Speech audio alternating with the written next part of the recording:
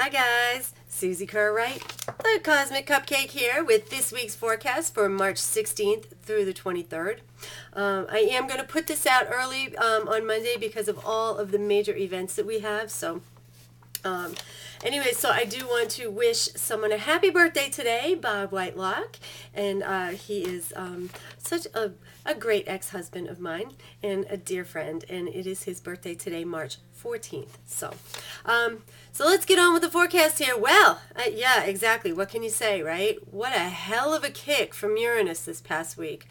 Oh, wow. When I did the last video, they had just had the first earthquake, and I was just kind of hoping and praying that was going to be it, but I had a feeling that there might be something else. So, didn't quite know where, but there it was. As I mentioned last week, anytime a major planet like this goes into a new sign, it'll tend to kick up something major related to the sign that it's leaving. So that's exactly what happened. Uranus rules nuclear plants and earthquakes. Pisces rules the oceans. So there you have it. The great disruptor shaking up the earth and causing basically a tsunami.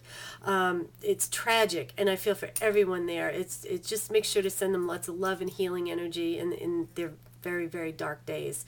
So following along that, we had Mercury square Pluto, and then it conjoined Jupiter, and basically that told me that any of the information we were getting for days was either going to be overblown, over the top, or intentionally understated, which is exactly what happened. And as of today, again, today, Monday, it's still not clear as to what's going on over there.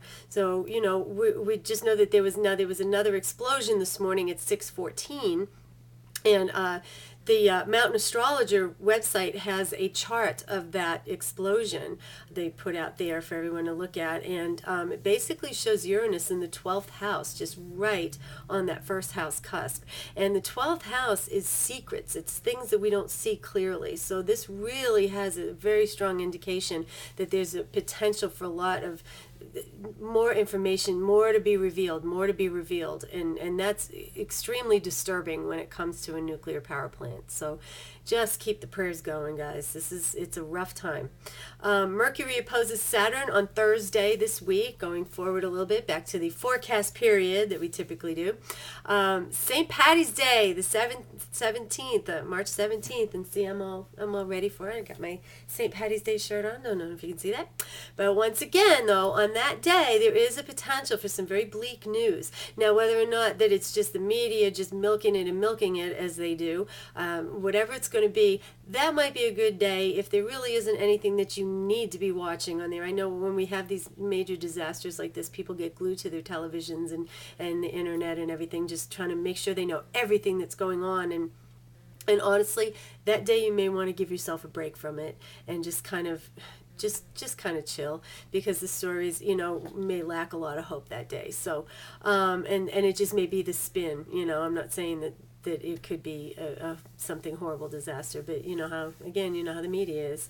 So when they run out of things, they make them up, and usually they're bad. So the supermoon in Virgo on Saturday is yet another powerful day in this forecast period. The moon rules our emotional state, and of course the ocean and the tides, and Virgo rules service workers, police departments, volunteers. So what I see coming out for this is a lot of meltdowns for a lot of people that are over there working, people that have ties to this impacted country, and also just in general.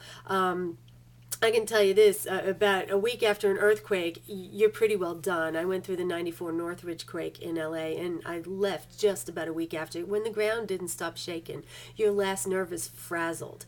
And so that kind of times out, it's a little over a week after the quake. So and then here, and for everyone else, it can bring some real emotions to a head, some over-the-top drama that may even be imagined.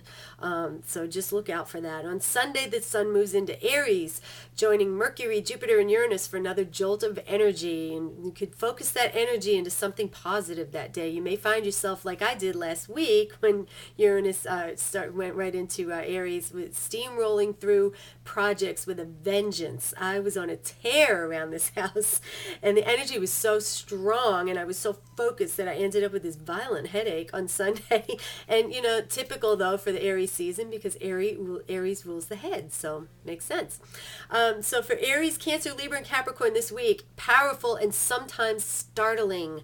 Expect relationships that are not on solid ground to finally blow up and go away. You must leave the old in order to achieve the new. The ones that are solid will likely go to the next step at this point. Capricorns, for you, you'll probably be pretty good at work in the work environment with the full moon's energy boost, so that's good. Taurus, Leo, Scorpio, Aquarius, people are your problem this week. Yeah, go figure. You won't like them very much until later in the forecast week, maybe like Tuesday or Wednesday when you get a calmer perspective. But the real problem, though, could it be you? I don't know. If there's any truth to that, you'll know. Leo and Aquarius, a special message for you. It's time to face that financial problem or those financial problems that you have been avoiding like the plague and resolve them at last. Please finish it off. Gemini, Virgo, Sag, Pisces, your conflicts will be around home, general feeling of vulnerability, emotional murkiness, and some of those grumpy people will be pushing your buttons. So just do your best to stay focused and don't buy into others' doom and gloom, okay? Especially Pisces, you're an empath, you know, you just soak it all in. So protect yourselves.